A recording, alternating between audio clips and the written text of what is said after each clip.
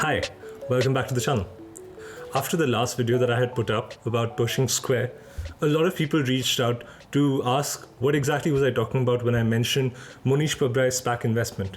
So, for the benefit of those people, I wanted to go over what exactly that particular deal was. A while back, Mohnish Pabrai had let it slip that he was invested in WLRH, which is WL Ross Holdings. It's a blank check company, or more commonly known as a SPAC.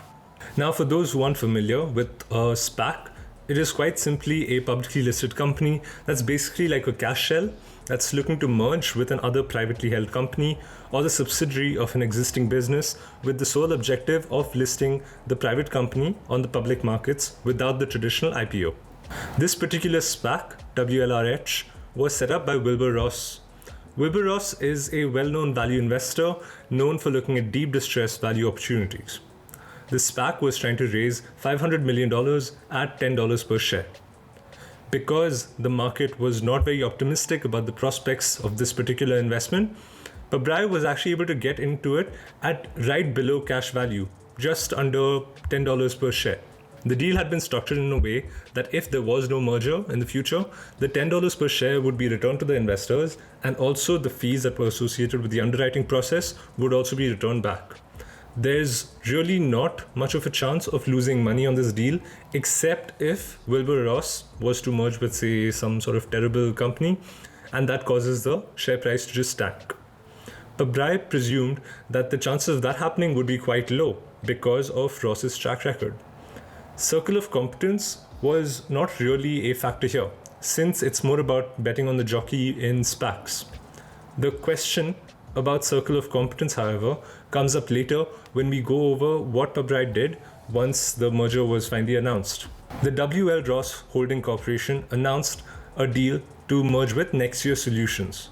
Nexia Solutions was a large global chemical and plastics distributor with a centralized business model.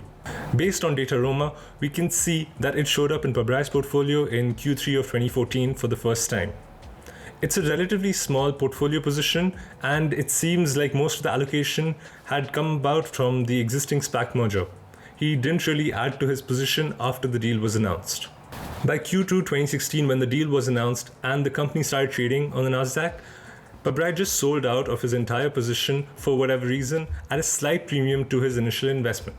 Nexia Solutions went on to be acquired in 2018 by Univa, another company in the same space at roughly $11 per share. I guess Pabrai was right in his decision to sell out of the investment, because if you consider it from the perspective of opportunity costs, it's better to have just gotten out.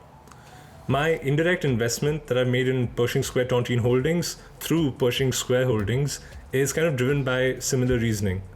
I'm more so betting on the jockey right now, which is basically Bill Ackman in this case. If you're interested in watching that video about Pershing Square Holdings, I'll include a link in the description below, so you can always check that out if you haven't already.